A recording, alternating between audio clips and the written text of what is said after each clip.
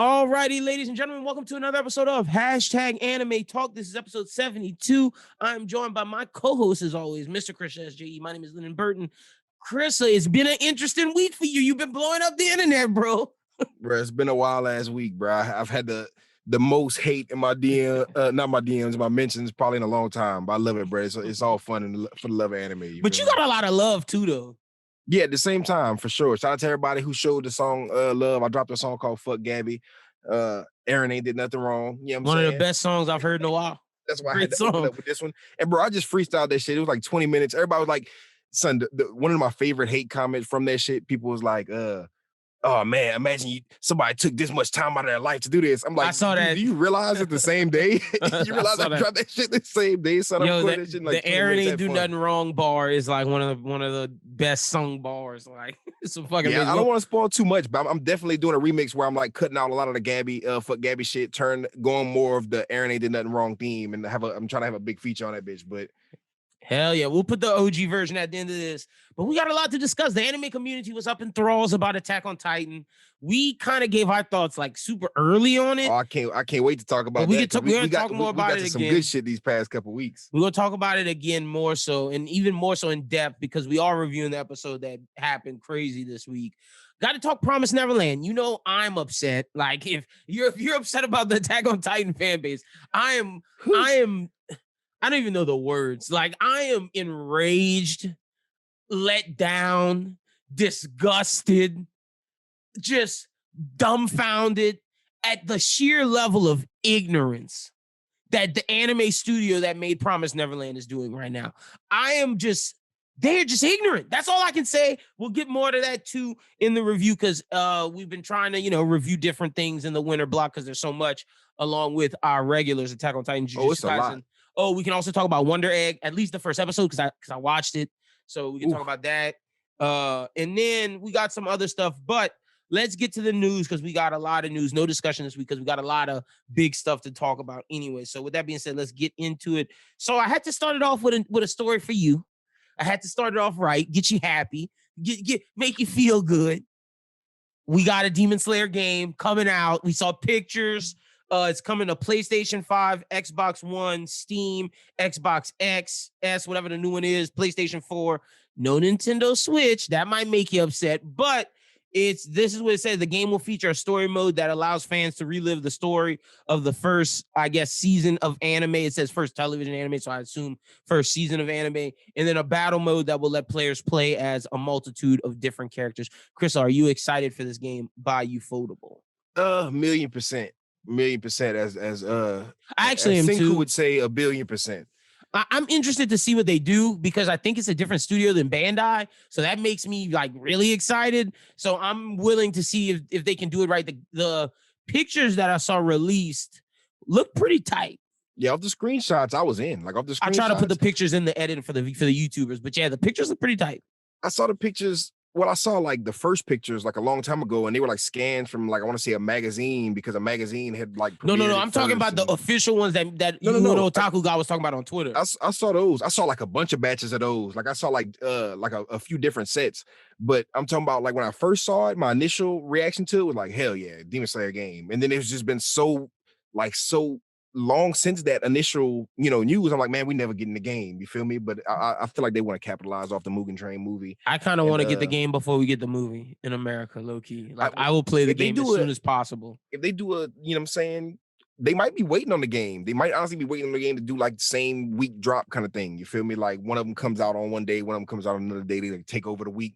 Because bro, if nothing else, America has to have seen what Demon Slayer as an entity has had, like the made the best. It made the best New York seller. Made the New York Times best of I think February. My Hero was still the top anime. I think Demon Slayer was third. Attack on Titan might have been second, and JJK was fourth.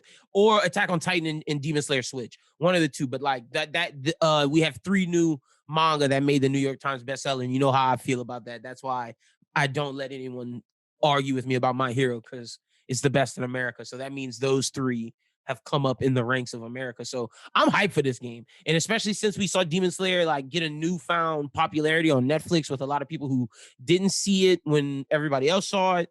I as much as like I'm with you on the same day release, I feel like this game will probably drop in the summer. We won't get the movie till October. Damn, If you don't I think we get the movie till October? let me I push was to you hoping we get the why. movie top of the year, like maybe spring. Let me push to you why. Marvel is thinking Uh-oh. about pushing Black Widow.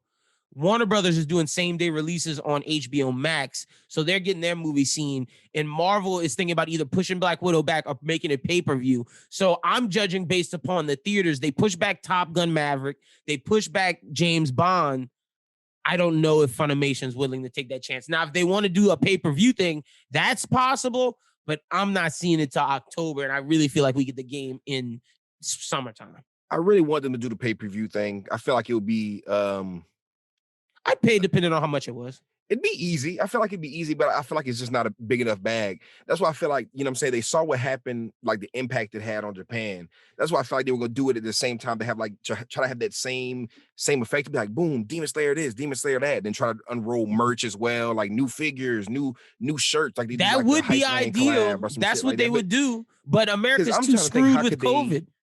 Yeah, you're right. But I'm saying like niggas will buy merch at the same time. Like That's a imagine you fact. drop the game, you drop the Demon Slayer game so people in their crib could just lock up and just play the Demon Slayer game. It's like a fire online. You know what I'm saying? Imagine they drop that, then they drop the movie, but it's like pay-per-view kind of thing. Like you I'd can fuck watch it with from that. home, you feel me? And then all of a sudden they're unrolling all this merch. Like they're unrolling new figures, new fucking, you know what I'm saying, shirts. Cause you know, all these whoever like Funimation, I want to say is doing a dub, if I'm not mistaken. I think But so. whoever has English rights to it, you know what I'm saying? I'm a million percent sure they want to have like the little Viz or whatever kind of shirts and Hot Topic and everything.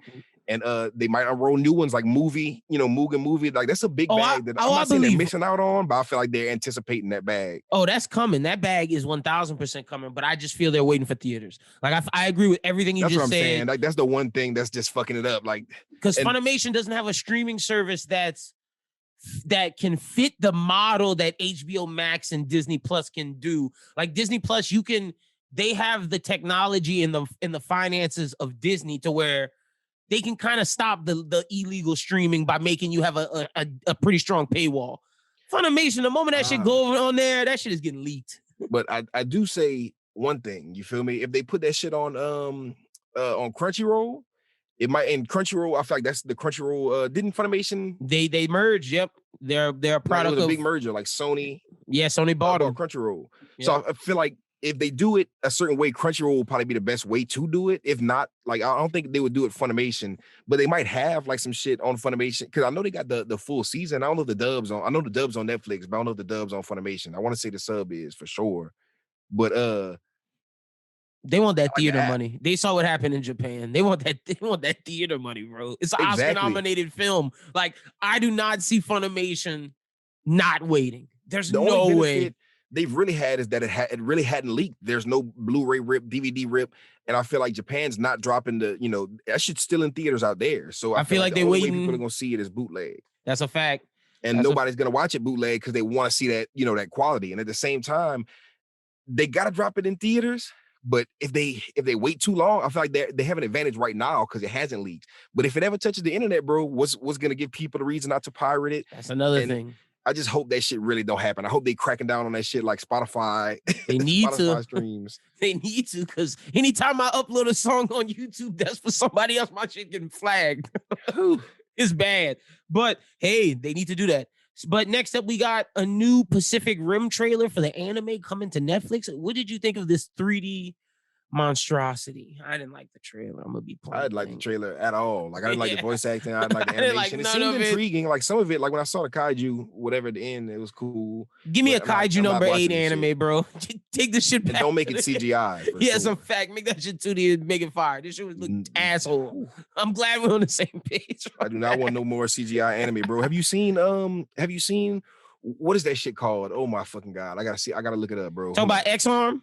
X-Arm. God Yo, damn it, bro. That's like ass. the worst excuse for an anime I've ever That's seen. the in my worst entire life. Crunchyroll original yet. Like That's a Crunchyroll. Crunchyroll original. It is. Crunchyroll is bad in at least. I'd say even with God of High School's lack of success, I'd say they're bad in 3 or 4.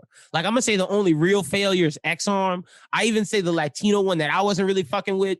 I've seen a lot of people fuck with it. So I'm gonna say 3 or 4 legit. Like one legitimate like hit in Tower of God, and 2, whether or not you like God of High School or the Latino one, I'm gonna say they're all right. But X-Arm is a fucking flop. I'll say one thing. It has a fire. That's it. Why? Yeah. Like I remember I watched I was like hyped for it. I was like, X-On, let's go. What the fuck is this about to be? And I didn't see no trailers or nothing. I just dived in. You feel me? And I That's why we watched didn't talk about it on here. the I watched opening. the I'm like, first ooh, episode too, and I cut that shit off. bro. I tweeted right after the opening. Like I'm in the middle of watching it. Like the first little beginning of the episode starting. I'm tweeting, bro.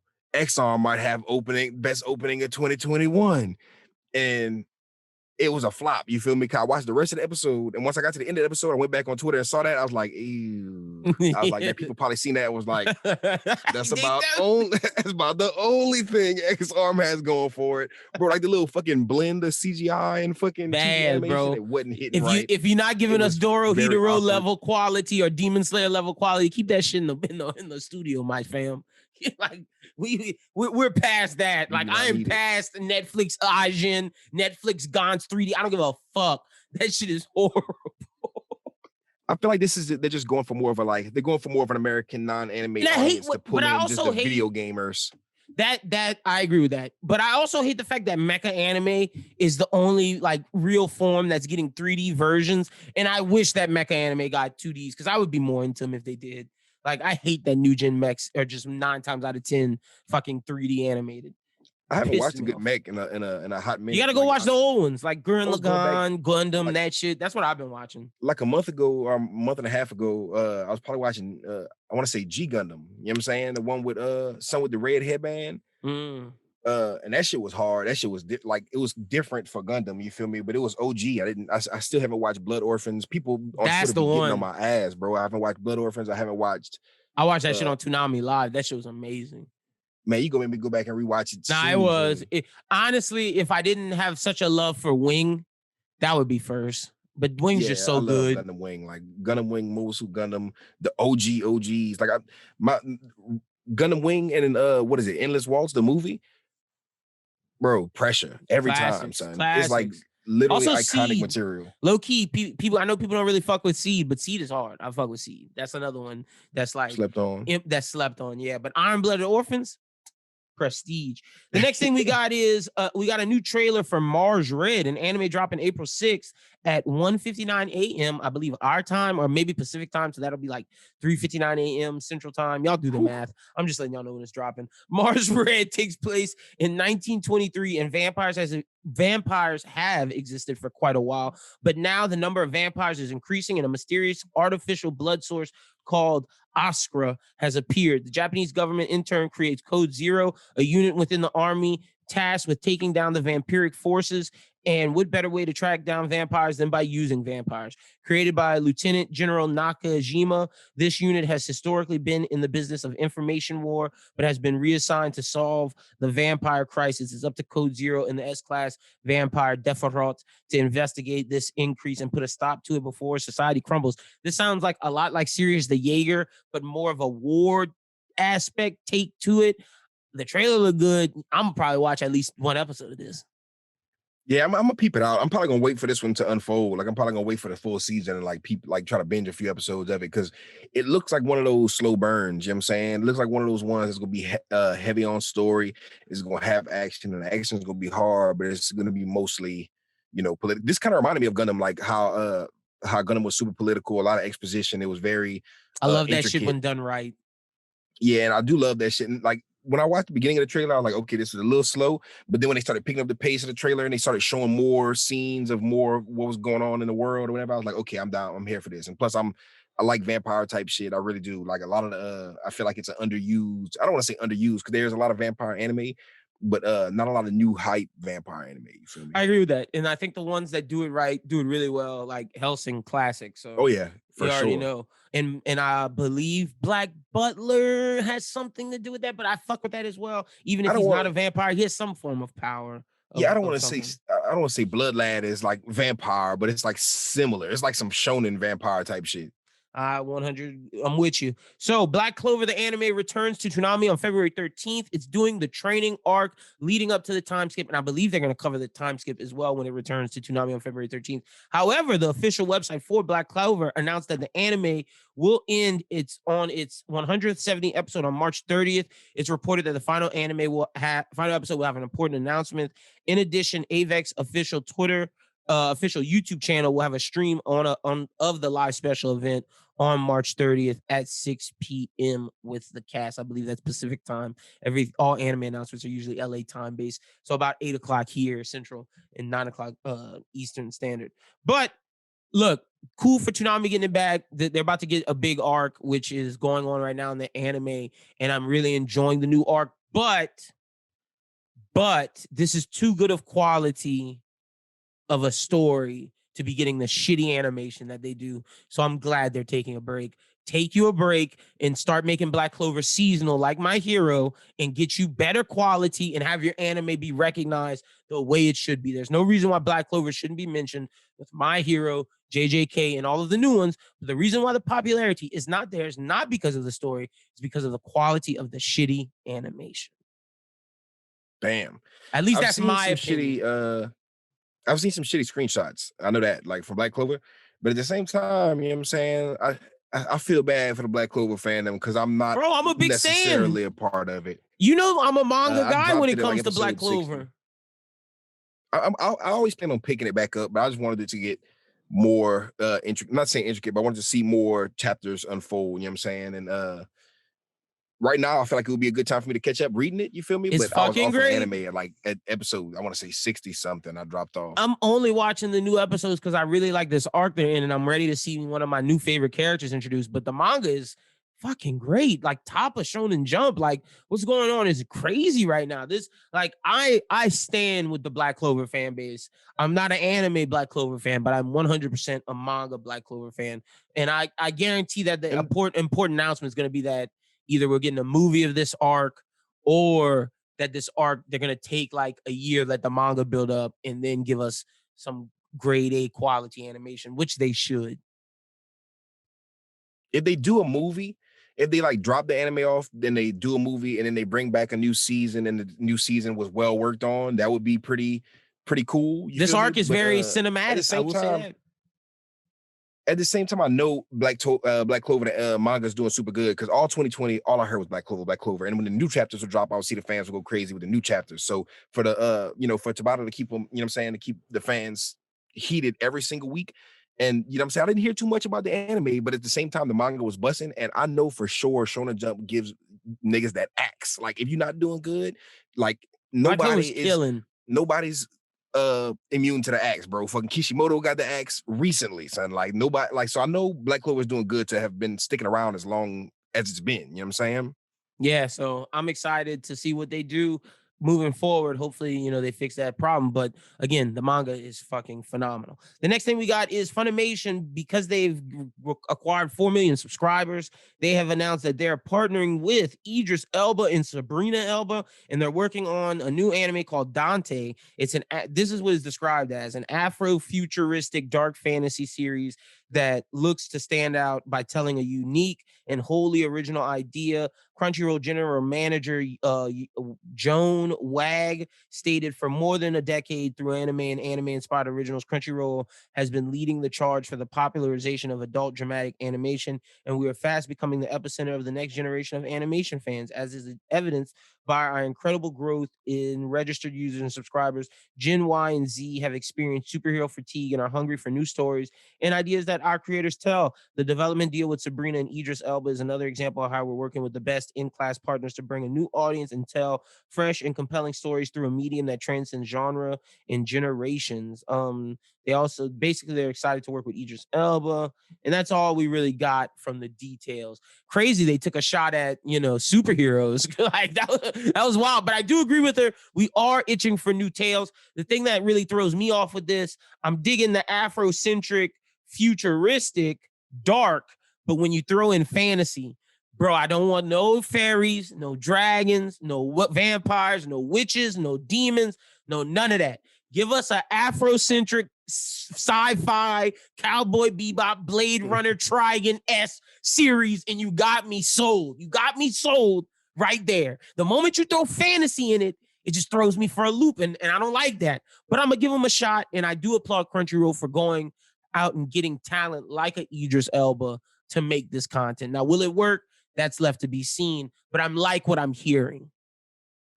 Yeah, I'm just always skeptical because I don't want to call it a marinade, you know what I'm saying? But It might be a Maramé. and you feel me, animators behind it. I want to see a good show. I want to see like a fire ass, like they should have these are kind of, you know what I'm saying, announcements that I want to see with a trailer. You feel me? Because it always scares me. I don't know how people not aware that this is like some scary announcement whenever you start announcing not American, because Idris Elba is like from the UK, right? Yeah, he is.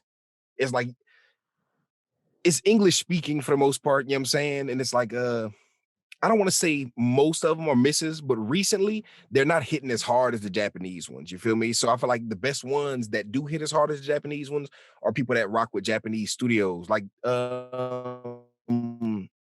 didn't Tower of God and God of High School? That was animated by a fucking, well, I know Mappa did God of High School. That's manhwa. That's Korean, you know. But That's what I'm saying, from other parts of the world. Yeah. What I'm saying is when I like my anime to come from Japan or come from people that collaborate with Japan. So I want to see Idris Elba get out of his element, go out there and kind of explore we know you know, you bossed up at big movies, you feel me? You did like a play movie with cats or whatever, you know what I'm saying? I don't know. He's versatile as a creator, but I would just want to see him actually go out there and get the authenticity of the, you know, anime style because I've seen Jaden Smith make an anime. I've seen Did you like I didn't think Neo Yokio was bad. I'm gonna be 100% honest. It wasn't good. It wasn't great. I kind of fucked with it. It was cool. It was decent. It was watchable. And see, my thing is, I agree with you in the sense that he should go learn that, but I'm gonna pose a counter because Amazon's doing some cool shit right now with comic books by using Invincible and turning it into adult animated series. And everything I've seen from it looks great, and they've kept the authenticity of adult animation. I think if Idris Elba does this and it's a future sci-fi anime, and they do it kind of in the vein of a Blade Runner, of keeping the westernness, which stems from samurai, but making it futuristic and dark, but still keeping it adult. I think that's the thing that's the problem with Amerimaze. They go either too kiddie or too left the other way. If he keeps it in the style of this is for adults, this is adult animation, I don't think it has to be fully anime-esque to work. But if he's going in a style that's suitable for all ages, then I don't know if an Amerime style of what he's pitching can work in a kiddie PG version animation style. And like you said, like the more adult animation style coming from the West is not bad. You feel me? They do well with that. But at the same time, you know what I've never seen? I've never seen like a big person from out here go out there and like, you know how crazy it would be if they were like, Idris Elba is about to drop an anime with Ufotable, or like about to drop an anime with fucking even Studio Period or something. You'd be like, what? He's out there. So it's a real anime. Whenever they announce it, I feel like it would be best to just say animated series, just so people don't get like, because when the trailer drops, that's gonna tell how people. But really also got to give it credit because Crunchyroll's trying to do this, and Crunchyroll knows anime just as well, you know. So I gotta. I trust Crunchyroll for the most part. That's the name that gets Crunchyroll. Me so yeah, that's true too. That is a fact. But hopefully, it's more Tower of God and less X-Arm, but in terms of quality. So we shall see. But very interesting news coming from Crunchyroll. I threw this in as a joke, but it's true. Goblin Slayer season 2 announced, but no release date. Don't Goblin Slayer like got buku like content out? Like, don't Goblin Slayer got fucking OVAs and shit? It got like light novels and shit. I've been seeing buku Goblin Slayer news and buku. It's coming, bro. For the past couple years. Season 2, man, it's coming, but we just don't have a release date. They announced it the other day on Twitter. Yeah, they have don't they have a movie or some shit like that? They got something. I don't know. I'm not watching that shit. They got a 12 episode anime, and on Crunchyroll, I'm seeing something called Goblin Slayer, Goblin's Crown. I don't know what that does. I don't know. I'm not fucking with Goblin Slayer, bro. I just want to throw that in there. We watched the whole season of that. We did. We watched that whole fucking first season, bro. Bad times. I don't remember that was like before, because I ain't gonna lie, we've been spoiled lately. Lately, we've been Yeah, we've having been great episodes, we've great been doing content. well. Bro, like even 2020, like 2019, 2020, and 2021, we got bangers, bangers, bangers. 2018, 2017, we had like My Hero. And that was it. We had the Broly movie. Bro, I remember we watched that whole Goblin Slayer season. I don't know what it was. I don't even know what happened. Like, that's how bad it was. I remember bits and pieces. I'm not gonna lie. It was entertaining enough. Well, we could have been, you know what I'm saying? We could have been caught up on One Piece. We could have been caught up on Bleach. We could have been caught up on so much shit that we're caught up on now. That's a fact. That's a Attack of Titan, the manga. That's a fucking fact. Oh man. But funny enough, for all the Goblin Slayer fans, that's for y'all. Next up, Netflix has announced a number of anime projects in development based upon video game series. So we're getting a Tomb Raider anime that Tomb Raider anime will be set after the reboot of the trilogy from Crystal Dynamics, the 10th installment. So the new Tomb Raider games, it'll be based in that world. And then we're getting a Kong Skull Island anime based between I believe between Kong Skull Island and Godzilla versus Kong, the movie universe. I have more hype for the Kong stuff because I feel like they can do more in that with the kaiju battles, more so than the live action movies, because that's been my problem with the movies. But the Tomb Raider anime, I have no expectations for. I'm just gonna wait for a trailer for that because that could either be really good or really, really bad. That's big facts. I ain't gonna lie, I'm hyped for the Tomb Raider shit, but that shit like literally, if a trailer will make or break that shit. That's a fact. That's a fact. So you're more excited for Tomb Raider than Kong? I'm hyped for Kong too. I'm not gonna lie, but equal amount. I need the trailer, bro. Low expectations. I always need the trailer for shit like this, because the thing is, for big things, I need the trailer. Cause I'm skeptical about how, because you know how crazy the anime scene is in Japan. You feel me? How they throw a lot of shit at the wall. So I'm always skeptical when I hear certain things out there. But when I hear about like Americanized anime or like video game anime, I'm like, video game anime. They're gonna be CGI. It's most likely gonna be CGI. I pray it's not, because that would has me not excited for the Witcher anime, because it's looking like it's gonna be 3D, and I'm just like, why y'all have such? Do we really need a Witcher anime with Witcher live action? If it was no, because they're trying to tell other parts of the story to build out the world. If it was 2D, I'd be all for it, but I'm not for that 3D hot mess. Nobody has really mastered it, and the people who have mastered it are mixing it. They're like mixing it and meshing it. They're not just going full. Let's do it. Let's make this shit look like fucking reboot or rebooted. The old ass show that used to be on Toonami. Let's make this shit 3D as fuck. People don't. They just. I don't know why they don't realize that people love anime in the classics for that aesthetic, and it's like they just keep running from it the more technology they get, and I don't understand why. Like, just make that shit look better. But I digress. Also, fans of dub, you're gonna be able to watch Burn the Witch, the movie, or the first 3 episodes dubbed March 15th. Who's dropping it? Funimation? Crunchyroll is dropping it. Oh, that's lit. I'm excited regardless. And I ain't gonna lie, bro. Before I had Crunchyroll, I had Funimation exclusively, and you know what I'm saying? Crunchyroll, forgive me. I used to talk shit. I used to be like, man, Crunchyroll just got sub. Like, I love sub, but if I had sub and dub, and I'm like, Funimation got sub too. It's like I could watch like majority of the shit that's out on Funimation, but there was a lot of shit I was missing because it was just on Crunchyroll. So I eventually got a Crunchyroll. I was like, I wonder if they have any kind of dubs, and that's where I watch. You know, I went rewatch Slam Dunk season 1. I want to say it. Crunchyroll is my jam, but you put me on Funimation, the app, because they do have some gems in there. But I'm a Crunchyroll guy. Wonder Egg's not on Crunchyroll. Yep, that's a fact. I had to go to Funimation to watch Wonder Egg, but we will talk about that. But that's all the news. Are you excited for the Burn the Witch dub? Of course, like 1,000,000%. I love dub. You already know me. Unless it's a dog shit dub, I'm not gonna, you know what I'm saying? I'm not gonna act like Parasite in one of my favorite animes and in a horrible dub. It's not the best dub I've ever seen. I showed that to one of my homies that doesn't watch sub, and he was like, bro, I watched a bunch. He watched like Death Note at that point, Yu Yu Hakusho. And with this one, he was like, bro, I be seeing what the anime fans on Twitter be talking about. Matter of fact, Doom, you know what I'm saying? Was like, son, Doom was like, nah, son, that it sounded like they paid somebody off the street to go in there and do some of the voices. And I listened to it, I was like, oof. So I keep it a buck whenever it's bad dubs. I know they're out there, you feel me? I know why dubs have a bad reputation. But recently they've been doing a decent job. And I feel like Crunchyroll specifically have had a mixed bag of jobs, because certain dubs I like, like I definitely don't like the JJK dub at all, but I trust them enough to where they could people are hit and miss with Yes, dub. You yeah. feel me? So it's just Oh, I didn't even I'm know excited. JJK had a dub out. I need to check that out, see if it's good or No, not. you do not, bro. Oh, That shit is then horrible, son.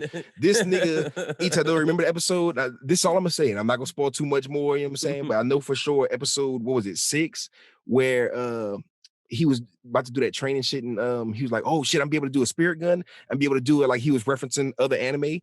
Uh he said Bankai instead of Oh, Bankai. He oh was like, I'm be able to do a no. Bankai. I was like, a what? I was like, Oh run that back. What's a Bankai, bro? no. That's I was something like, you at should. least look it up. Yeah, no, that's a A big simple no. YouTube I blame the video. director. Like the director gotta have better care than that. I Dang. wouldn't even let that slide if that nigga said that. Like, there's a room full of people and nobody said, hey, whoa, he Nothing? has to redo that. It's Bankai. People talk shit about Damn. dub because of shit like this. Let me get it right. And that shit I remember I was watching it and I was like, That would have blew my mind. Yeah, I'd have just shook my fucking head. episode like 2 and 3 or whatever. My homie was watching it and he was like, so I tried the dub. Garbage. I was like, man, niggas is overcritical on dub, man. Y'all hating out here. This shit gonna be gas. Crunchyroll got this shit. I was like, ooh, Maybe he they're was right. down bad, bro. I was like, I feel bad for Kai. And I told him that too. I was like, man, you tripping, son. I was like, man, that shit hard. Kai watched like episode 1. Nah, son, that dub was not hitting by episode 2, 3, especially when you get to the deeper ones where they start getting intricate. Ooh, all right, Ben. I'm not checking that shit out. All right, let's get into discussion this week. We're gonna talk Wonder Egg. We're gonna talk a little Promised Neverland. Let's talk Wonder Egg first. Let's get the happy shit out the way. I was present, and look, I only watched one episode. I haven't watched more than that, but I was pleasantly surprised with the first episode. The amount of gore they showed, the intricacy of the story, the mystery that's there. I'm very intrigued, and as soon as I get some free time, that's the first thing I'm watching. Yeah, for sure. And like trigger warning, it does deal with heavy themes of like you know what I'm saying? Depression. Depression. It definitely has like the S word stuff in it. And when you get further into it, that's a spoil. I'm on episode like 4, episode 5. I want to say drops tomorrow. Me and my girl have been watching it, and it's definitely real deep. Every episode, you could run them back and you'll get more from each episode. But at the same time, I'm on episode 4, and there are more characters introduced in the next few episodes, and I feel like you're gonna really find these new characters kind of intriguing because they kind of build up like a gang. You feel me? It's like a main character squad, and I don't want to say it's an isekai. It reminds me more of what did we watch last season with the coins and Gleipnir or whatever. Yeah, it reminds me of Gleipnir, how it's kind of isekai-esque, how This there's is this definitely game. like thriller. Yeah, it has some isekai vibes, some shonen vibes. It really hits all foundations because for people, shout out to Pete from What Do You Say Anime, for people that like the slice of life, Madoka Magica girl type stuff, it has that. But for like shonen people like us, it has stuff to intrigue us. It also touches my horror thriller bag. So it really crosses a lot of genre. Like I said, It has that gore bag for sure in there. when the blood started gushing out her chest, I was just like, "Ooh, geez, okay, like, well, y'all got me here. It's not some slice of life everybody out shit. there, do not think it's like it's just because some little girl anime is not it's not raw with the action. No, it's the real. animation is like beautiful. It's beautiful. Yeah, one of the best It's, animated things I've seen so far this year. literally. And I'm not gonna lie, they just snuck it in there. Like the winter 2021 got so many gems. We probably haven't seen them all still yet. But I know for sure, I can't wait till you catch up to like episode 4. Cause I feel like the new characters, they each have like each character has their own kind of weapon. And it reminds me of I'll be caught up by next anime talk. It gives me like adult, and it's not really adult because it's a teen-esque show with the kids in the show or whatever. But it gives me vibes of like Kingdom Heart, but more mature. You know what I'm saying? Like All a more right. crazy dived into, because the weapons are dope, the power scaling is dope, and the fights get so nuts. Like the enemies get crazier and crazier, like the bad guys they fight. Okay. And I'm in for the whole season. Like I hope this is, I don't want to say a long running, but I hope this sticks around for a while because I could get used to I feel like they're gonna change the game with this one as far as the shit that they touch on, the depths that they go, and this is one that's not scared to go there. Like the next couple episodes, they keep pushing. Like you think they go far, and then it just surprises you back to back to where I don't know how they're gonna top themselves with episode 5. Like I'm anticipating that. I want to see it's either tomorrow or the next day it drops, but it's one of those ones that like my favorite maybe top 3 of the season. I put this. I'm not gonna say too much, but I put this up there. I look, I'm liking it, and I can't wait to see. I definitely recommend it if you're looking for something to watch this season. Something I don't recommend. Don't drop it. Go read the manga. Promised Neverland, bro. When you have such a gem on, see, they have the reverse of Demon Slayer, and it's crazy. But I have to be, if I'm gonna shit on Demon Slayer as much as I have this past year and a half, in respect to Gotage, because I love your work, which you created. But as much as I shit on that ending, I have to come and do the flip and shit on the anime of Promised Neverland. The book was there. The manga is done. The author gave you the pathway, gave you the yellow brick road. And not only did you Full Metal Alchemist it, no, you said, fuck it, we doing our own thing. Like we got some fire. You cut out two of the coolest characters, and maybe more than two. I'm underselling it. Two of the coolest characters with the Goldie Pond arc, and you cut out the best villain of the entire fucking show. So now when the fucking ending happens and he pops the fuck, I might as well spoil it. Doesn't fucking matter. Now when he pops the fuck back up, you're not gonna know who that is, and you're not gonna know the significance on why he's important. None of that shit will make fucking sense. I am baffled at what I watched. Yeah, I'm not gonna lie. I've heard crazy stuff coming from the Promised Neverland manga fandom. Like for Neverworld shit on it. I saw like many people on Twitter. I heard things like 50 chapters got cut. That's it. The amount of fucking buildup that it took to get to, what did you last see? Because I don't want to spoil what they just, that bullshit they just did. Wait, you all the way I'm all the way caught up. I'm all the way caught up. Last thing I saw was the last season. The last season I saw was the Norman. So they about to so they're about to pop up with Norman. That shit makes no fucking sense without all the bit. Like Emma and them became so strong because of everything they went through, and now you're just gonna rush to Norman and get, because now once you meet Norman, the shit's about to end. And this is my thing, right? This is my big thing, because I got a question for you, but I gotta give you my take on it, because I'm not gonna lie, I've been watching with my girl. Me and her watched the first season, and we could run it back to back whenever we would like sit next to each other. You know what I'm saying? Whenever we were doing the OG version, the OG episodes, I was like, bruh, the anime is killing it. The manga is not for me as far as the art style. So I was kind of off it, and I was kind of not gonna read the manga. Like even though I was watching the new season, and I was hearing kind of talks before we got to the main cuts of chapters and characters, and I was enjoying it. I was enjoying the episodes as they came out, and I saw people slowly being like, okay, this isn't bad. They cut the pacing is weird, but it's, you know what I'm saying, it's not horrible. The first episode I thought you could maybe fix. Second episode I thought, and then by the time you get to 3, I'm just like, wait, what the fuck is happening? But see, I'm just saying, as an anime only, I'm not disappointed yet, because where I'm at right now is hitting all the, you know what I'm saying, the shit that, you feel me? Does it feel as, for the most part? Does it feel as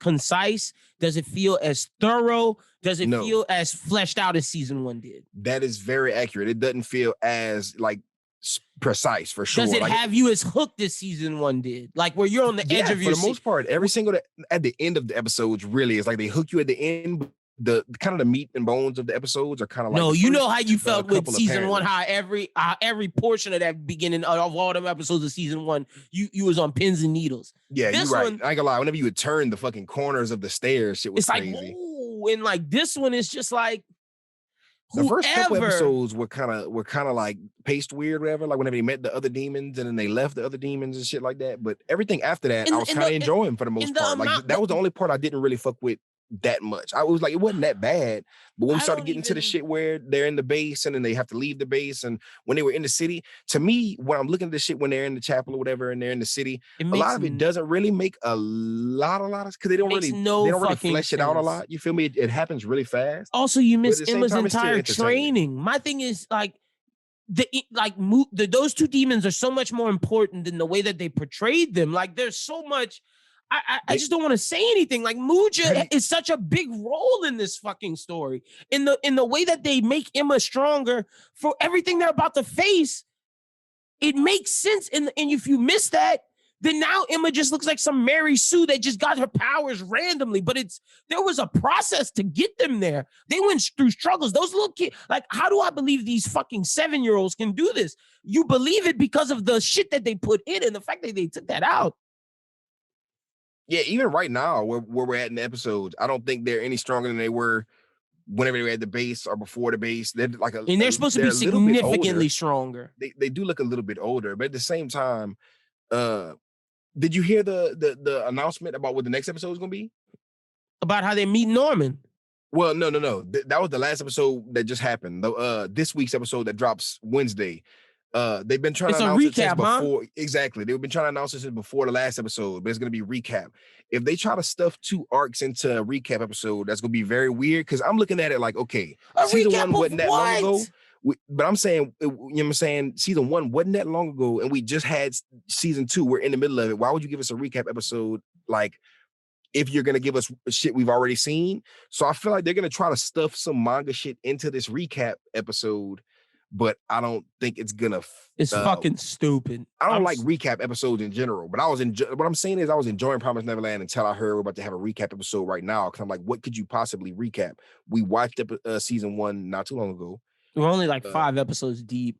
You 4. gonna recap some shit from season 2? We like from one of the 4 episodes we just watched the past few weeks. Like I don't see it happening like that. So I feel like they're gonna just try to stuff some shit into this episode. I don't ever like to attack the creators of anime. I don't ever like to do that. But this is a time where it's like, nah, bro. Like God of High School, they fumbled the rock, but they got us to where like God of High School left out some manga shit, but they got us to where we was trying to get. The fights were great fights. I say that. This is something. This is not just forgetting stuff. This is leaving out some of the most important, some of the most climactic, some of the most cool. Like this is just. There's no other word to describe it, but the people who are making the Promised Neverland anime are idiots. That's the best way to describe it. They're fucking idiots. Man, I just don't. It's depressing. It is the way they do the next episode is going to determine if I'm hating on the anime. I'm going back and reading the manga, but I'm not hating the anime yet until I read the manga. It's a different story. It's a different story. It's a different story. And you saw I didn't tweet about any of this. I haven't said my thoughts. I just wanted to watch it myself and judge. And it's just like, it's fucking ridiculous. Like I thought everybody was overreacting at first. I was like, there's no way they're not putting in Goldie Pond. But when I saw fucking Norman, 50 chapters, that kind of scared me a little bit. It might be more than 50 chapters, Chris. It might be 70. It really like it's a big chunk of the like when I say you missed the most important villain to Emma's characterization, I just don't understand. How many chapters is Promised Neverland? Hold on. I think it's like 100 something. I think it's so like you're saying this may be the last season? Look. The way they're chopping shit up? I don't know, because like I didn't expect to see Norman again until season 4. Like I thought season 2 was gonna be all in the forest. I thought season 3 was gonna be Goldie Pond, and then I thought season 4 was gonna be Norman in the ending. And I definitely have heard people talk about Goldie Pond without spoiling it, like aside knowing what the arc name is. But I've heard, not even just you, I've heard a lot of people talk about Goldie Pond on Twitter. So it had me intrigued and kind of hyped for the anime. So now that I know that it's cut out, it kind of it's messed up. But just as anime only, I'm just saying, from what I got so far, I feel like the anime decline from a 10 out of 10 to like maybe a 7 out of 10. But once I read the manga, the 7 out of 10 may turn to like a 4. It's a 4, yeah. It's a 4 out of 10. But just saying from an anime only perspective. There's 181 chapters and they probably cut 70. Like, just think about that. That is a lot. That's a lot of shit. That's so fucking bad. If I'm the creator of Promised Neverland, I'm sick. I'm sick. You butchered my story. You butchered the heart and soul of my story. You butchered because, bro, I'm just thinking about everything, because you don't the ending in the choices that Emma makes does not make sense without meeting Yugo. It makes no fucking sense. Like, oh my gosh, this is so bad. This is so I'm not even giving it a 4. It's a 2. It's a 2. It's a 2. So the jump is like, bitch, we got the fucking manga sales already. They're like, we don't need the anime to be here. We just gonna throw that shit away. Hold on, I'm giving the creator some shouts, like the manga team, because what they made was great. Granted, their ending, some people don't like, some people liked. Their ending's a little controversial as well, but the story by Kaiju Shirai in the art by Pozuka Demizu, fire. Shout out to Shirai Sensei, like fire. You made a great story. I'm so sorry it's getting butchered by this horrible animation team. Horrible. Horrible. I'm saying it. Horrible. I definitely Duds. want to read the manga now because Clowns. I don't like missing out on shit. You feel me? Clowns. They're fucking clowns. I've Like never seen that shit happen. You feel me? I I've skip filler, but I've never seen an anime bro. skip manga. Like, Chris, I was what? dumbfounded by this. I was so dumbfounded by the choices that were made watching this. I thought the timeline was overreacting. I thought it was just a big facade. And I was like, nah, you know Annie, you know how Annie Twitter is. They just like to overreact. Then Oh, I I've go definitely watch seen that that shit. today. I was like, oh my gosh. But let's get to JJK. Something that was great. Gotta say, JJK, since the sister school exchange event battle started, it's been great.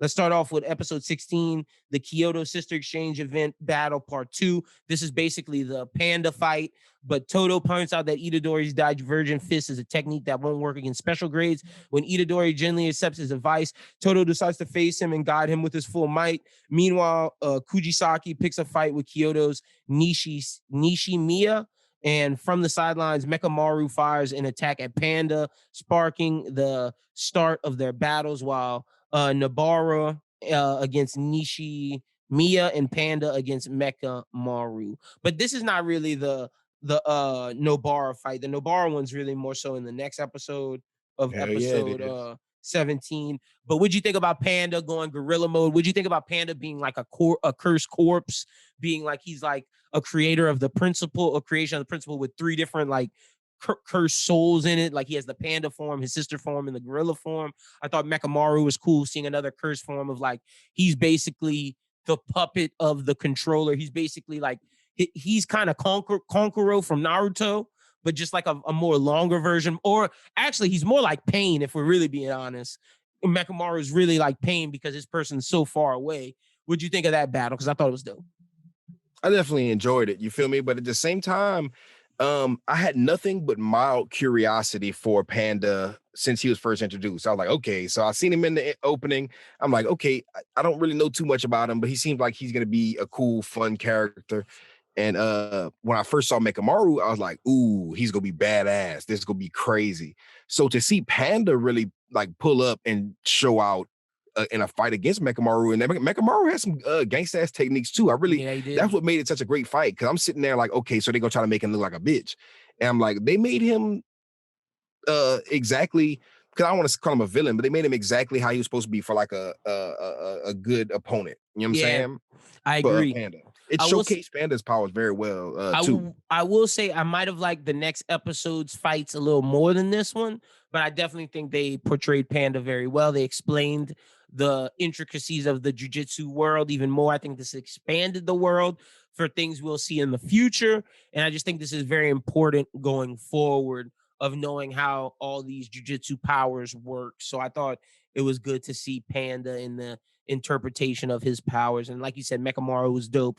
Also, the beginning building of kind of the Itadori training arc with Todo. This is kind of like him. This is kind of like Kenpachi versus Ichigo, like how Ichigo trained with Kenpachi through fighting him. This gives me vibes of that. This is Itadori training with Todo, someone who respects him, someone who is a friend of his, who won't let him Best friend. die. Yeah, so I'm gonna give this episode a solid 4. Yeah, for sure. I definitely love the like, anytime you get Toto's my favorite character now. So anytime you get Yuji and Toto together, it's gonna be a win for me for the episode. But I love, you know what I'm saying, seeing their, chemistry on screen. And at the same time, I love seeing the foreshadowing for what we're about to get for the next episode. But to me, like, really, Panda and Mekamaru, really, the fight was incredible. I love Panda just as much as Mekamaru, but I was kind of nervous about, you know what I'm saying, where it was gonna go. But I'm curious to see all Panda's forms and shit like that. I like seeing the transformation aspect of what he has going on, and he definitely has a lot more personality than I thought he had to him. When I first originally saw him, I was just like I said, mildly curious. But seeing his backstory really makes me draw towards him more as a character as well. And I gotta say, this what like you said, the next episode is crazy, but this one I'll give it a good 4, maybe 4.8. Ooh, you going high? Okay, I'm not Maybe 4. mad. I'll say 4.7, 4.8, but I want to say 4.8 for sure.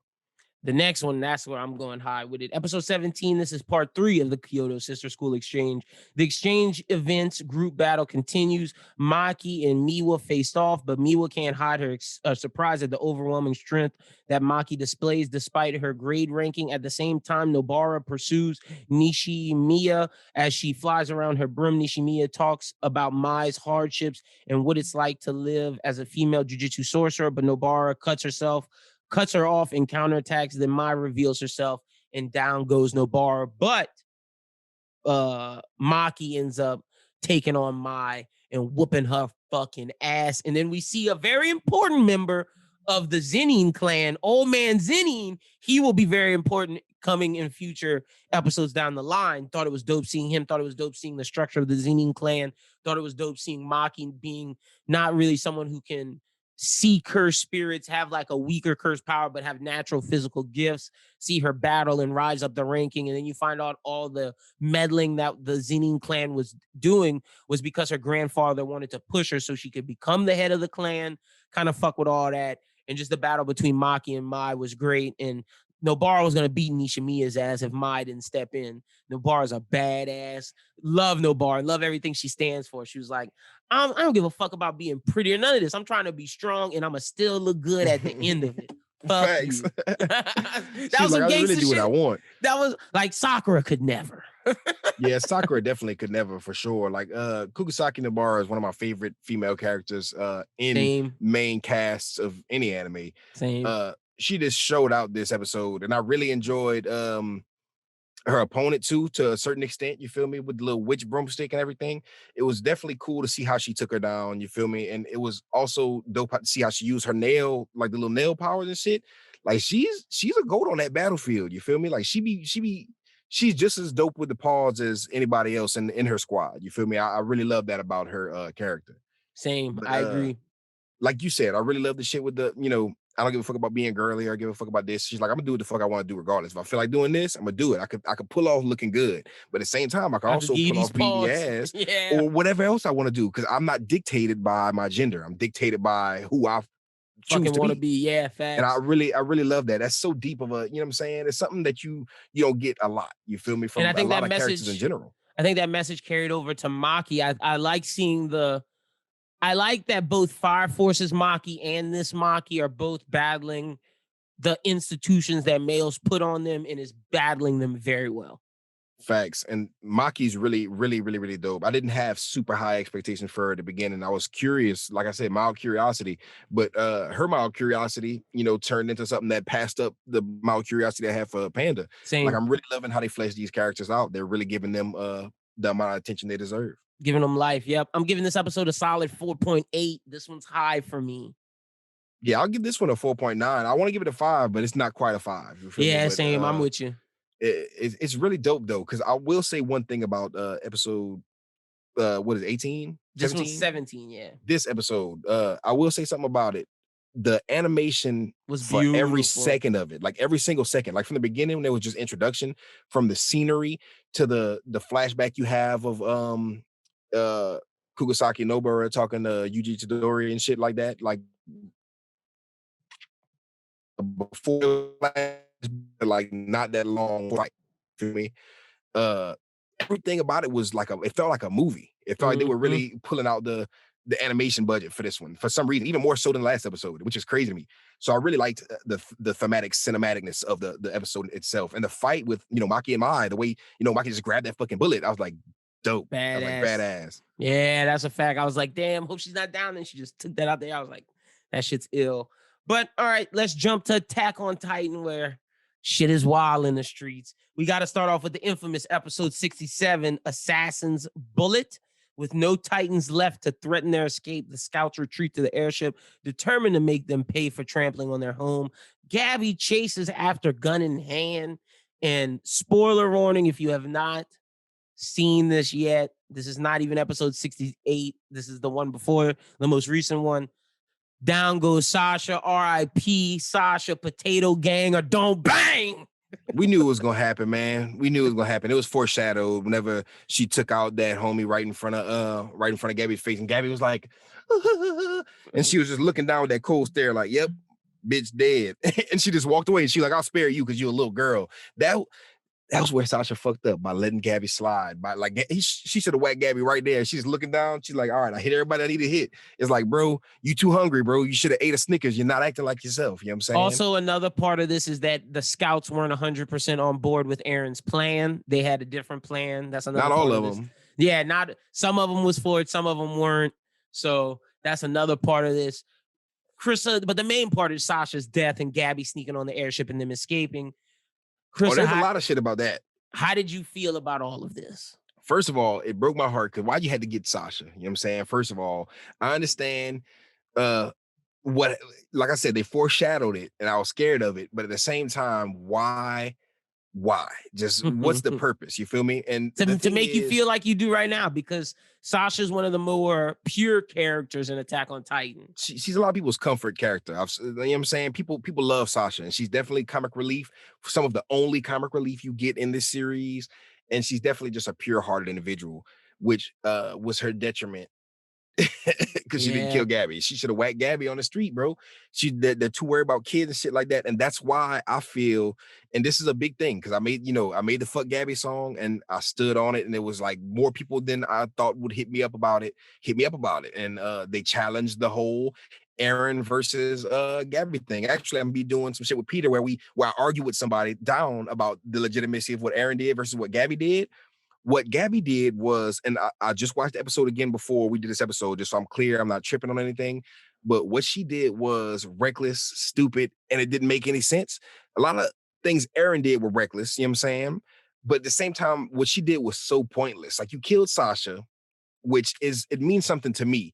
But the point is not supposed to mean something to her at all. She looks like, a villain in her eyes. But at the same time, you killed her and nothing happened. You killed her and you got caught. You killed her and you got Falco caught. Right before you did that, Falco was like, hey, I know a little bit more than you.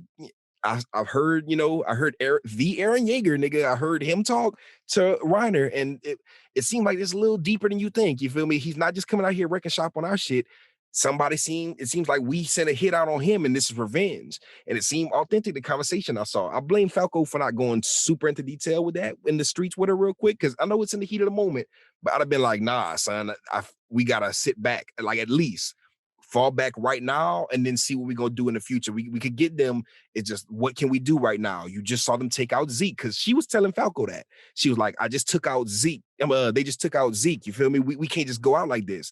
And it's like, how do you think you're going to go out when they just took out Zeke? Also, and let Falco me give you another reason. Let me give you some ammo for your argument, because I'm thoroughly on the side of the Paradise people for a multitude of reasons. But one of, I hate and I get that she's supposed to be a mirror of Aaron, but I hate that comparison, because Aaron at the end of the day was fueled because he thought that he was stuck on seeing the rest of the world based upon the forces of Titans. He did not realize the forces of Titans was brought upon by other people until now. And that's the shift in his character.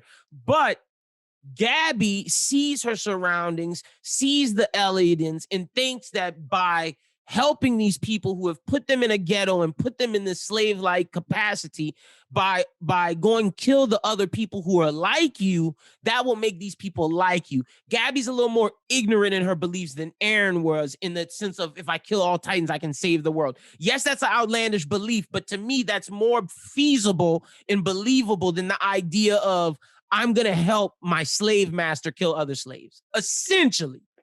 And this is why, and she's just a 12-year-old girl. I got to keep telling myself that, because a lot of people are saying that on Twitter, and they definitely remind me. Like, but those are big difference. But that's a big difference in her and Aaron's character. And my thing is, she's a soldier. She's not just a 12-year-old girl. She's a soldier. She's a warrior. And not only that, she aspires to be great at it. She like that's her whole thing. So it's like, why would you, for these people who don't give a fuck about you? For people that don't give a fuck about you. At the same time, you're brainwashed. She's ignorant because she's led by ignorant people.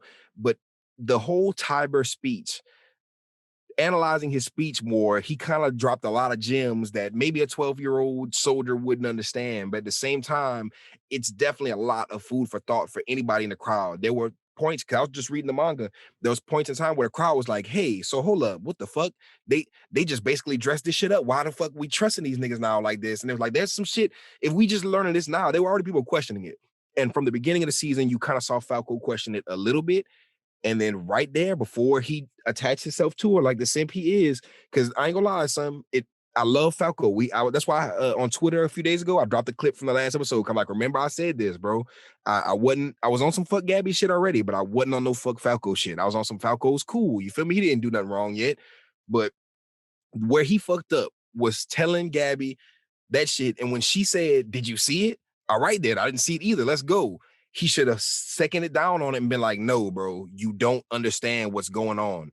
And if she then chose to keep going, he should have been like, bitch, go on about your business. I hope they I'm not getting stomped out with you. You know what I'm saying? Why would I run into an enemy craft by myself? I'm outnumbered and it's no plan. Like, you're not going to win with that plan. We already just lost this battle. Let's take this. Like, that doesn't make her a good character. I'm sorry. That does not. Exactly. I understand that they're trying to draw, somebody said this on Twitter, right? I got to pull up my Twitter because somebody just DM me this a couple hours ago, but they tried to draw this comparison. They said, it was like they compared Eren to saying they're like, without saying their names, he's, you know what I'm saying, said, basically tropes of who they are. Like both kids had a blonde friend and were trying to save their world and yada, yada, yada. Here we go. The fact that I hate that the reasons behind why they wanted to save their worlds are two completely different reasons, and one can be seen as a pure reason. The other is a reason of self-sufficiency and less caring about your people. And they're two totally different philosophies and reasonings, in my opinion. Exactly. Now, this person said an energetic young child with a blonde friend joins the military to eagerly prove their worth and to see new places, becomes filled with rage and vengeance after the monsters they've heard stories about their whole lives attacked their home and killed their loved ones. Sound familiar? And he tried to check somebody with that. So I'm sitting there like, hold up. Let's reanalyze that. That all happened to Eren up until a certain point. And that is Gabby right here. Eren had so much after that made the events of today happen. So Gabby, the event that she had from right here at that point, did nothing to further the story. She killed Sasha. Did she get points for that? She literally had one. She took one person out, whereas two of her homies got killed, Zofia and Udo. And Udo didn't even get killed by the gang. He got trampled by her people from panicking. They didn't give a fuck about him. They ran over him, and she blamed that on Eren. Whatever the case may be, all I know is you're not even up in the score. And like also, for your side. And also the belief of them fighting monsters, of trying to fight monsters that they heard about their whole lives. There's no way, because Eren's belief was once he destroyed the monsters, his people would be free. And and I know you can say Gabby believes that too, but there's more of a feasible belief of Eren, because he doesn't understand how big the world is, where Gabby's going on a hope of these people telling you if you defeat them will make you free. But you haven't realized this whole time they're spitting in your face and they're sending you on the front lines because they don't give a fuck about your people. Those are two different like situations to have yourself inside of. And then if the person you look up to, Reiner, you see he doesn't believe in the dream. You're seeing all these people around you don't believe in the dream, but yet you still are. Those are still two different philosophies and viewpoints. To me, you can't say that she is a direct copy of him, because his viewpoint and his belief system was to if I rid all of these titans on my world, my place is free. But then you realize that, whoa, these titans were put here by other people, and now this whole other world outside is trying to destroy everybody, men, women, and children. And that's a big point that I think people are forgetting. Oh, Eren's committing genocide. Eren's doing this. What would Marley have done if they would have striked on Paradise? They're not taking any more fucking prisoners. They're bombing the whole place, men, women, and children. They don't give a fuck. So my thing is, if they don't give a fuck versus yours. Exactly. I know it's the wrong thing, but you're in war. They don't give a fuck about you. You didn't start the war. So exactly. Is your fault if you finish it? They sent Reiner. they sent them into the fucking to fuck with the gang. You know what I'm saying? Like, what the fuck? What were they even doing? They were over there stuck. I don't even know why they sent him over there for like safe measures. And I know people are going to use the idea of Armin saying we could talk to him and change through time. Don't you think that would have happened with the people around Zeke all the time? Don't you think that would have happened with all the other? That's a false belief of an idea. That's an excuse. It's a great, you know, we could kumbaya this bitch out, but can't. You can't, because you see the way they treat the people that they have in their place. They don't view them as people. They view them as less than. There's nothing you can say to a group of people that view you as less than. And granted, I understand the stories of Niccolo in the next episode and some of the Marlins that change, but one can argue they did that to save their fucking lives. Exactly. At the same time, bro, they're not the same character at all, just because off the strength of Gabby, the first time she saw somebody like that die is, you know, Zofia and Udo. She was an asshole before that. You know what I'm saying? You know what turned Eren into the cold-hearted asshole he was? Seeing a Titan eat his fucking mom in front of him. Then seeing buku people die after that. Then he became a Titan warrior. He started doing shit. In some of his first missions in the fucking field, his whole squad got demolished in front of his eyes. He's seen so much shit to where at the end of the day, right now, okay, let's say he kills people. Let's say everybody's like, oh, genocide, like you said. Let's say some people died. So what? He's trying to stop the shit. They're not trying to stop the shit. If he doesn't do the shit and he stays where he is, guess what's going to happen? Because this is how I'm looking at it, right? Eren was waiting under there when he declared war. He was like, oh yeah, I'm about to pop out. So dude says, hey, we're declaring war on paradise right now. He's like, it's going right now. He's like, Eren, Jaeger is the villain. Fuck that nigga. It's war on him. Let's go. He's like, lend me y'all strength because we're about to turn up right now. And as soon as Eren heard that, he's like, bet, let's go. How do you basically say, I am going to kill Eren Jaeger and we're going to genocide all of their kind? And then that person is like, nah, how about I pull up and genocide y'all area? How do you look at him and be like, genocide is killing kids? Because like what? Yeah, they would have killed all the kids on Paradise and all there the would women. Be nobody if they like everybody. It would be worse. He just pulled up real quick, killed a few kids, not purposely. He wasn't picking every kid up. Yeah, and it wasn't like he was trying. Because see, Marley would have shot all them kids like executioner style. They were casualties. He's trying to take out the military. He's not.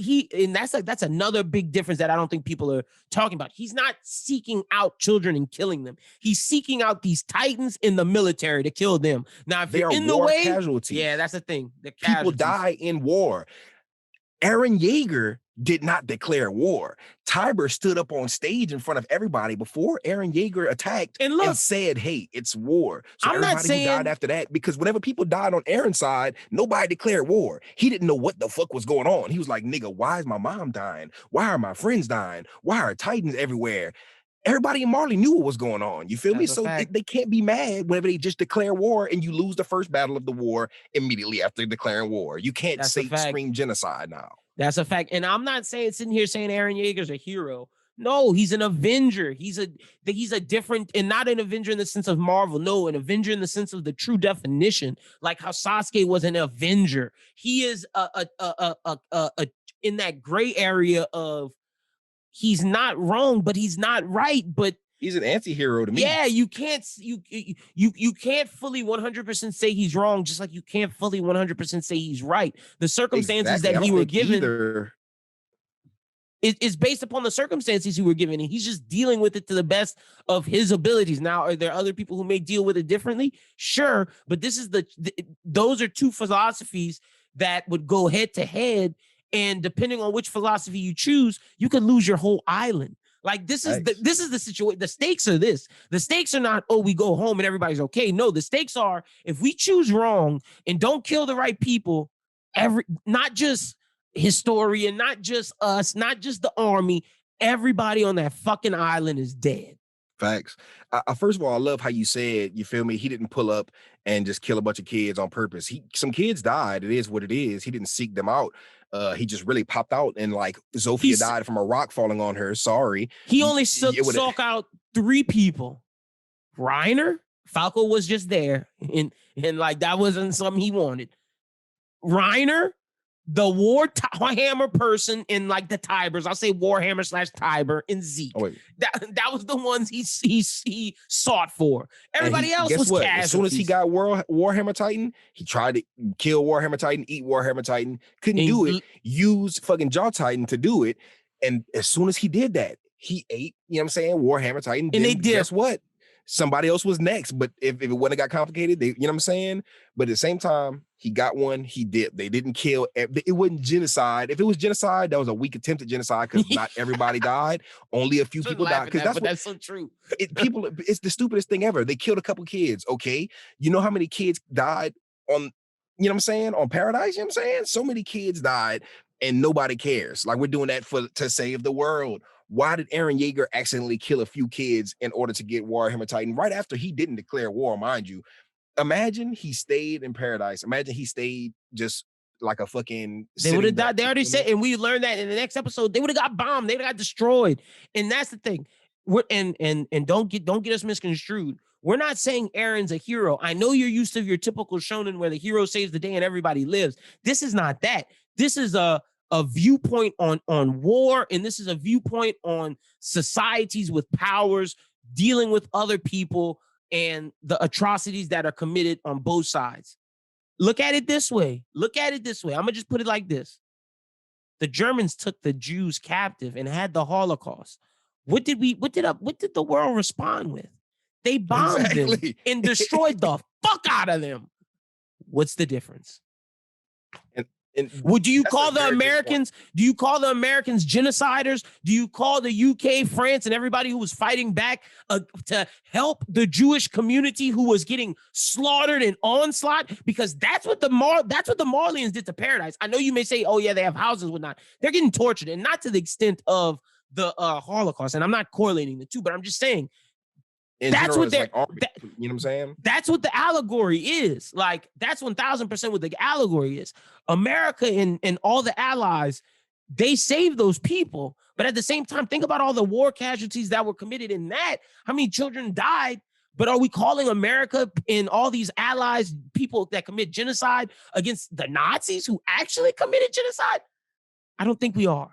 Even to this day, bro, I've seen American movies where like soldiers shoot kids, and it's like it shows how, you know, the kids will grab assault rifles and do shit like that in certain countries and shit. And it'll kind of make you feel moral and because you're on the side of Americans being in America, but at the same time, you see like we do some fucked up shit when war happens. And that's the thing. When war is declared, some fucked up shit happens. And before war was declared, Eren's endured so much pain, agony, death. Nobody even knew what was going on for a lot of it. And now that war is declared and some motherfuckers die, you can't cry genocide. You can't cry Eren's being wrong, because at the same time, like you said, if he doesn't do anything, he's gonna fucking die. And that's the only options he was faced with is kill them or die. Or believe that he is the scum of the earth like Gabby and Reiner do. And here's another point, because I know they're gonna hit you with this one. Let's say they blame the original King Fritz. Well, he asked for peace and he kept his whole country at bay and ignorant, and they would have and if we're gonna keep a spade, they would not have attacked Marley without aggression of them learning of the knowledge of them trying to destroy them. Paradise would have stayed and minded their own fucking business and not known about guns, not known about airplanes, not known about none of that shit, and just stayed on their island. But who was the aggressor? Who ran in there head first? Who did Annie and Berto tell let's not do this? Who said no, let's do it? I want to be the hero. And this is something I wanted to really address about Reiner real quick, right? I feel like everything that happens in Attack on Titan holds weight. You can't forget certain things. Right before, like right as Tyber's saying the speech, Eren's lit, and this is why Eren's my hero, but I know Eren's not quote unquote the hero. He's the perfect anti-hero, because he's literally talking with Reiner. He's like, we're the same, Reiner. He's like, we're the same. And Reiner's like, man, no. He's like, I did this for this. And even after that, Eren's like, nope, we're the fucking same. We're both people who are soldiers in this war who are trying to save the world. You just try to do it a specific way. I don't agree with that way, because I'm, the opposite. I've seen what y'all have tried to do, and I don't like how y'all rocking. I'm gonna save the world my way, and that may be I may head be first. wrong, yeah, but I definitely hate Reiner. So, and whenever Aaron said that, Aaron drew those comparisons. You feel me? So I'm sitting there like, hey, if you look at yourself like that, I can't not look at you like that too. And I look at Reiner like a bitch ass nigga for doing that bitch ass shit. But at the same time, I'm the same way. I feel the same way as Aaron. I would have done the same exact thing. I don't like the way that like you this is how you keep peace. There's got to be a better way, because and they I don't wouldn't know attack exactly the like way. because that never ceases to blow my mind. They would have never attacked out. They wanted to befriend the people outside of the sea. They were so excited to learn that the war was there. They were the aggressors, and that's something that has to be stated. And But I also feel like, you know what I'm saying, Aaron could have literally picked apart every single Marleyan. He went there, they was on a mission, they dipped. So I feel like it's deeper. I feel like they aren't just killing senselessly. Like I feel like there was a lot of senseless killing just for the sake of the greater good. I feel like the senseless killing for or the killing for the sake of the greater good isn't as senseless now when Aaron does it. Not saying that it's not still violence. I'm not saying that the casualties aren't don't hold as much weight. I'm just saying the actual causes behind both sides of the are war completely different. are completely different, and they both could be wrong. But I know one side is less wrong for sure. And I'm definitely rocking with the The lesser, Paradise yeah, Aaron Yeager side. exactly, fucking exactly. What do you rate Assassin's Bullet? I'm giving it a 5. Both I'm these giving it a episodes, 5 too, even though yeah. it took one of my favorite characters. It's just it invoked so much passion in me to where I made that song 20 minutes after the episode dropped and leaked the song instantly. And as soon as it hit, it went viral, not because I'm just the best musician of all time. It went viral because it evoked emotion in people. Everybody who feels with Gabby, they were like, nah, son, Gabby did nothing wrong. And I can't empathize with that at all. But I could understand how this medium it makes people the anti-war themes are heavy with this. I feel like a bunch of people read that as, you know, because of course you see the parallels between Gabby and Aaron in this episode, really especially, and you see a lot of what the author was going for, but you have the power as a viewer, as a reader, to decide how you feel about it and what you take from it. And what I take from it is not that, I do understand that Aaron's not doing right and Gabby's not doing right, and they're both not wrong, they're both not right. But at the same time, bro, I as got of to right choose the now in the lesser of two anime, evils. exactly. And there's one evil that's way more annoying. It's way more rambunctious. It's way more kind of out there. And from the jump, they kind of persuade the viewer to already dislike that. But even if you're coming into season 4, brand new perspective, and you're like fresh slate, and you're really understanding these people, I still don't think I would empathize or sympathize with them if you show me the Gabby side before the Aaron side, just because I don't really like the reason they're fighting, don't understand the reason why they're so passionate.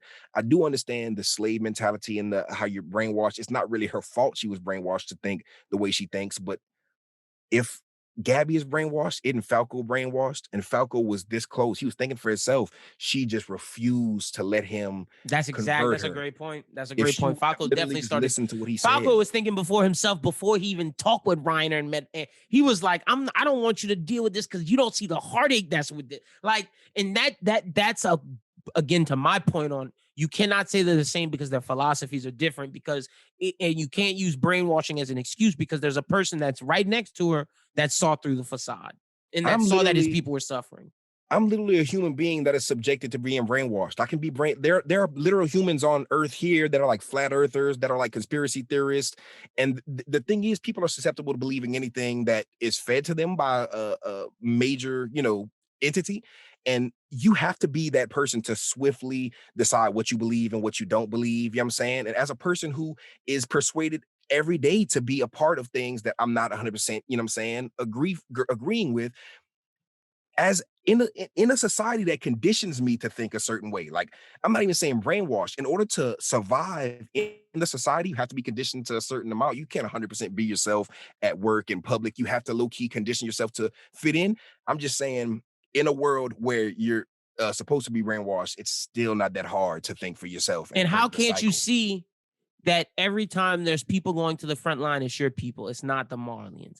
Why is it that y'all have to go through this experiment that takes off 13 years, that only lets you live 13 years to get your family as honorary citizens, but they still have to live in the ghetto. They still have to abide by the rules. They still get treated that way. And yet you think you can save the world and save your people by defeating the demons that your blood is from, and they're not going to want you to By defeat them working with them by working with them. And then for my them. thing is, what does Gabby think happens when she defeats Paradise?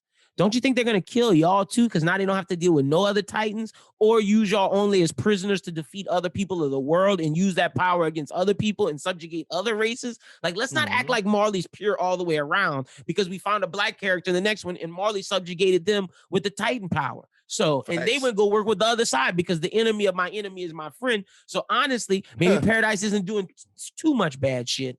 Facts. And maybe that just shows the real evil that Marley is. I can't wait to talk about the next episode too, because I really love this episode, even though it was a tearjerker almost. It almost made me cry. If I wasn't with my homie Fade, I would have cried. You know what I'm saying?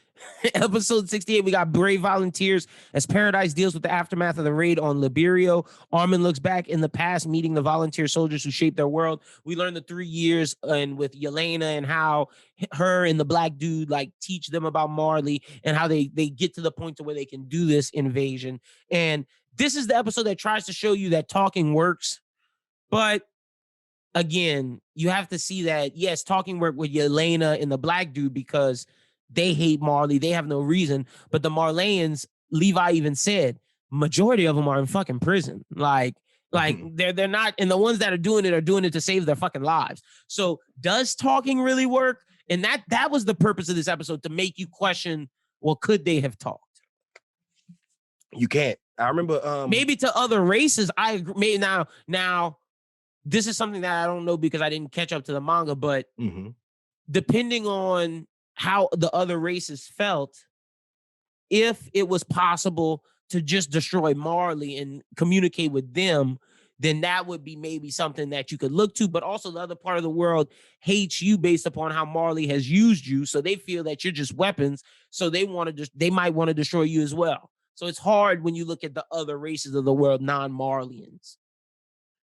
That's the problem I have with what they're doing. My question is, do you attend? Because I believe there's no point in communicating with Marley, but do you send out communication to those other races? I think you should at least try. I feel like you should salvage what's left, because the thing is with Marley and Tiber, and they are the people who set all the bad shit into motion. And at the same time, if somebody's like he's no longer in the picture, you have the ball is in your court now. You spin the narrative, you write the books from now on and tell the honest truth.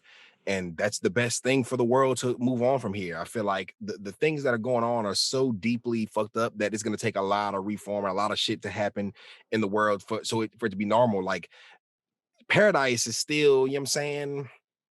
They still not all the way caught up. And the thing is, that's what I'm saying. Like, I'm okay with destroying the Marlians, but like the other people, you should try to reach out to try to make peace among the world, so you're not just constantly fighting. Now that's where I'll disagree with like the Eren Yeager philosophy. That's where Eren Yeager don't kill everybody.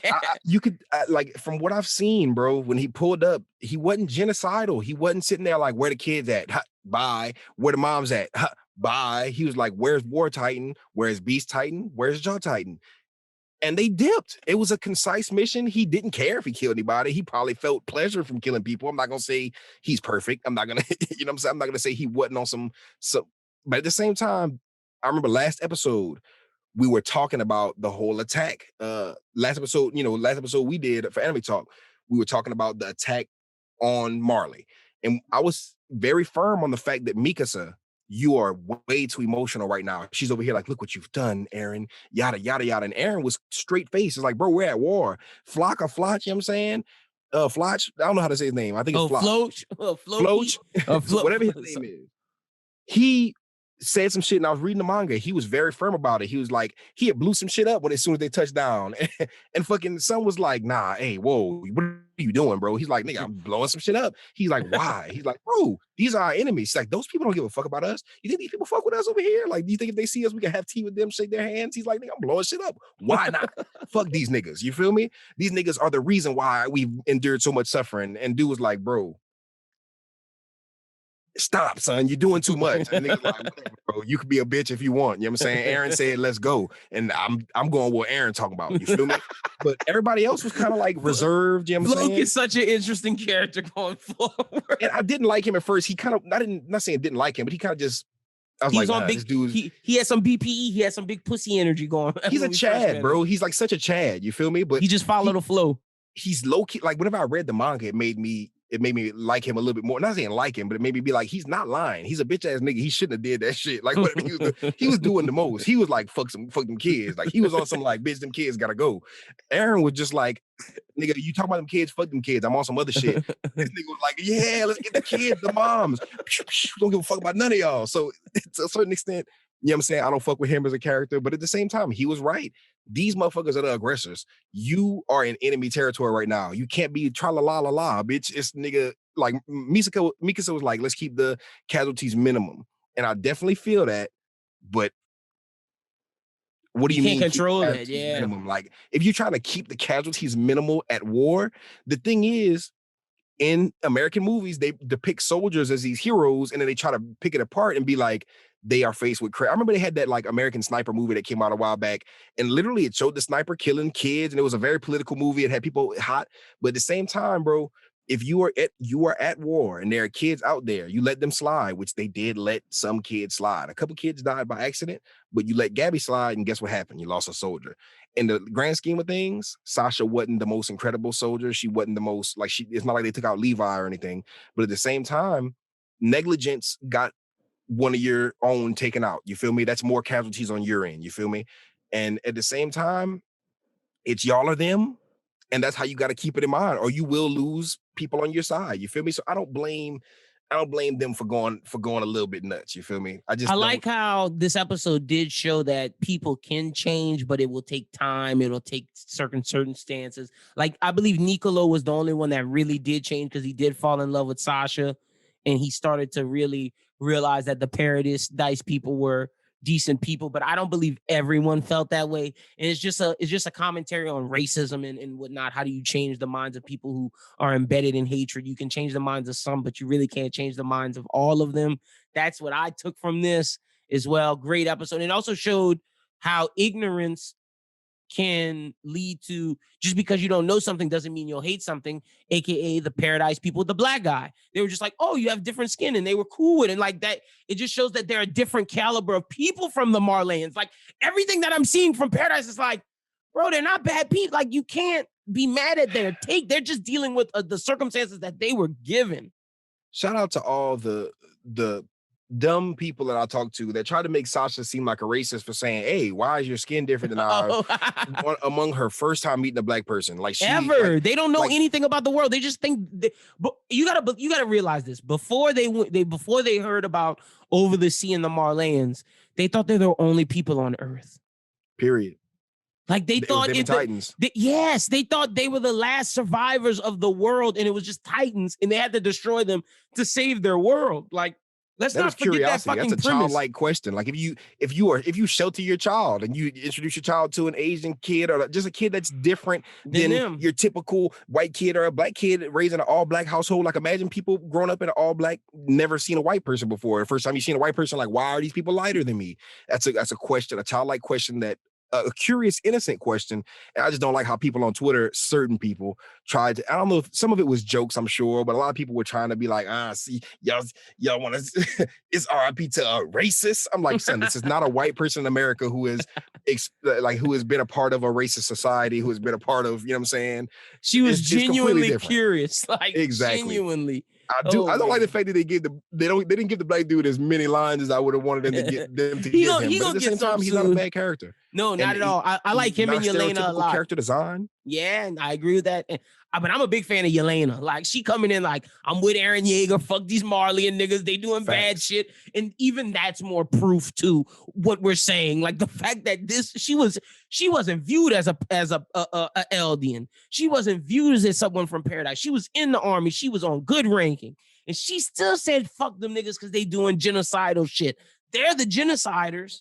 Fuck. At the same time, they are the genociders, and you can't talk to the genociders, bro. And the thing with the whole scene, even they recognize that. The whole scene where Eren was just kicking it and Armin was talking, I want to say to Mikasa, and they were just, all three of them were kicking it, and Armin was like, yeah, man, maybe we could, he was really trying to piece it out. He was just sitting there thinking, I wonder what life would be like if we could do this peaceful. And then it kind of transitioned into, after the whole, the Marley shit, and he was like, "There's no chance of peace now." He's like, "There, with going this road, there's no chance of peace."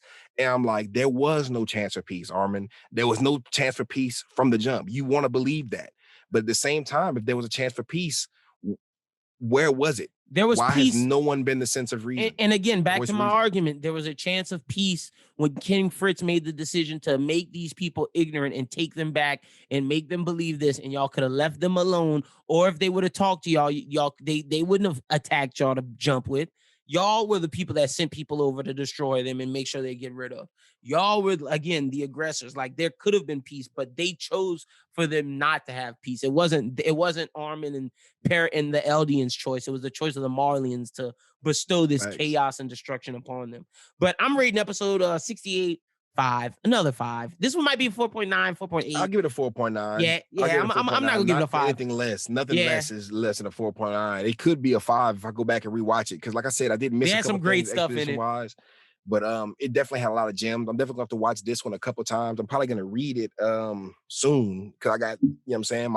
I've been following along in the manga. Like I've been kind of wanting to get more of a feel for the source material so I can really feel the vibe of what the mangaka was trying to put down on there. And I'm definitely seeing more of the, Aaron did do something wrong vibes as far as what the author was throwing out there, but I don't necessarily agree with every sentiment. I feel like it was definitely supposed to be food for thought, definitely supposed to be open to interpretation. And I love writing like that. I love stories where they give you just enough to make you argue with people about it because it it's not going to give you a clear answer. It's going to give you Yeah, like she's not gonna tell you who's the bad guy, who's the good guy. That's up for you to exactly. decide. It's Yeah, literally up for the viewer to decide. And I think that people get it twisted when they start seeing things that she dropped there on purpose for you to pick up. And you automatically go with that because you're like, I'm smart. I'm smart. And it's like, no, it's meant to be open to interpretation. Not everybody's gonna agree with the exact sentiment you first pick up because it's not a black and white story. story And I is feel like not. that's the theme that she or he, whoever the mangaka was, really wanted to get across, that it's not black and white. There's no right or wrong, there's no yes or no. You gotta just take everything. Like whenever I say Aaron did nothing wrong, that's my perspective, and that's honestly true. And it could If you want to change. say Aaron did something wrong, I can agree with certain aspects of what you're saying, even though I'm an Aaron Yeagerist. You know what I'm saying? I'm one of those people who's like, Aaron did do nothing wrong. You, as a person who think the opposite, you could be like, hey, I agree that he was put in a certain situation. I don't necessarily agree with your sentiment that he did nothing wrong, but I could see how you feel that way. We should be able to meet in the middle about this because it's not that black and white. That's the reason why shit is like it is, because there's these extremists that's like, we're gonna do this shit like this, and the other one's like, no, we have to do it like this. In order for peace, you have to meet in the middle, and I feel That's like a that's fact. a big thing that is impossible in Aaron's eyes, in my eyes, especially with Marley. You feel me? Based Like you upon this said, situation, yeah. with the rest of the world, there's room to salvage shit, but with certain situations, they're unsalvageable. And especially when, Armin, the whole time, and I understand the declaration of war, they understood that they were going to get attacked before, Tiber did the declaration of war or whatever. The car ride, he was like, they're probably going to attack me during my speech, huh? So that probably influenced the speech. But at the same time, bro, I still see the same line of events happening. Even if Armin's over there, like, we should be peaceful, and he really convinced everybody, even convinced Aaron, we're gonna do this the peaceful way. There's nothing that's gonna stop Marley and Tiber from From fucking you doing, over, yeah, bro. That's exactly. gonna happen. Like, you have to be the aggressor in the situation. If you have to wipe Marley out, who is the aggressor in the situation, to be the new aggressor in the situation, once you're now in the position of power, you could look at the world and be like, hey, I know I look like the aggressor, but now that I'm in a position of power, I have no reason to do anything bad. The people who were doing the bad shit are gone. Let me And we're not gonna explain send to our you what we've Titans. endured. You can have your land. We're not gonna send our Titans over to try to take over your land. You Let's see have where your we go from land, here, kind of and deal, yeah, and let's just have peace. Exactly. And Marley's the supreme stopper of that conversation from taking place. But that's all we got this week. Chris, and tell the people where they can follow you at on social media. Follow your boy at Chris SJE. You feel me? Everything's on my anime list. You feel me? I think it's just myanimelist.com/Chris SJE, if I'm not mistaken. But definitely go peep me out on there. SoundCloud, Chris Space SJE. Definitely everybody go peep out Fuck Gabby. I do want to say it was a parody song. It was fun. I do make anime rap, and this one is kind of one of my ones that it was like a real anime rap, but at the same time, I was going extra with it to make the song fun and make people, you know what I'm saying, gravitate towards it. And everybody who I made laugh with the song, that's a win for me. Everybody who got the song stuck in their head, it's a win for me. I did a good job as a musician. To all the people who hate it, I still attribute that to a good job because it evoked that emotion in you, and that's why I consider Attack on Titan to be so great, because the source material is supposed to evoke that anger in you. And I just want to be. I'm glad I could be that person for a lot of people that just made the meme, that got in there and just made people. It gave Gabby Gang something to be mad at, and it gave Potato Gang something to hold dear to them. And be like, you know what I'm saying? Rest in peace, Sasha. Potato Gang shit. Potato Gang or don't bang, nigga. You feel me? So definitely, don't take it too serious. It was sort of a joke. It was just for fun. And at the same time, you feel me? Just because you fucking stan Gabby doesn't mean you're wrong. It just means that you will get a lot of hate on Twitter. So you you definitely go get some fuck Gabbies in your Twitter. I'm sorry if you're a Gabby stan. If you're one of those fan cam droppers, you will get some negative comments. I know it's gonna be annoying, but at the same time, she's a controversial character for a reason. You feel me? But hit me up if y'all want to argue. I do not shy away from Twitter mention arguments for sure. Y'all make sure y'all go follow Krissa. Y'all check out Fuck Gabby. Y'all listen to it. We're gonna put it at the back of the end of this. Y'all make sure y'all go stream it as well. New content out. Make sure you check out if you're caught up with the One Piece manga. Me and Christian review the One Piece manga, chapter 1003. Crazy shit. We're reviewing the East Blue arc. That'll be out on Wednesday. Me and Chris will review Eden Zero, the first arc. That's gonna be out sometime later this week, at the end of the week, sometime. And then yeah, man. And then be sure to check out the first. If you didn't see Pitch It live, check out Has versus Dan. That's out on YouTube now. Check out Shamit versus Jake. That'll be on YouTube the following day. And then yeah, that's pretty much it. Make sure you subscribe to the YouTube and follow Bros Who Think at Bros Who Think. Man, did you have fun in the event? Well, oh hell yeah, that shit was fun. I was in the comment section going nuts. I know. Me and Doom was in the comment section. Has was still popping in the comment section. That shit was fun. I'm definitely gonna enjoy it when I hop on the show, because it definitely was an event. That's what I like to hear. But bro, we need to get you caught up on Chainsaw Man. We need to do a full first part, because the first part is complete now. We need to finish. We need to do a whole review on that. And at the same time, I feel like doing a Phantom Seer video. It's going up in the rankings and Phantom Seer, okay. There was kind of a scare where it was going. We were scared it was going to go away. Yeah, but that bitch is going up in the charts. So Shonen Jump, they don't really have a reason to exit. So I'll do this for you. Once we do the first Eden Zero arc review, once we get the first one done, we'll do the Chainsaw Man part 1 right after that. If you catch up on Chainsaw, how far are you? And you still around? I'm still where I'm at. Yeah. If you catch up on Chainsaw Man, I will catch up on One Piece instantly. Oh, okay, bet. If you get to chapter 80, 90, I'm catching up on One Piece. That's a bet. That next day. Bet. That's a bet. I'm doing it then. That's my homework for this week. But like we said, y'all make sure y'all check out all the manga and anime content, because we're throwing it out now. Anime Talk is pushing out content for the manga and anime community. And we'll have a new Run It Back soon. We just got to pick which movie we're going to do, which guests and whatnot. But until next time, my name is Lennon. For Krista, y'all have a good one. We'll talk to you very soon, and peace.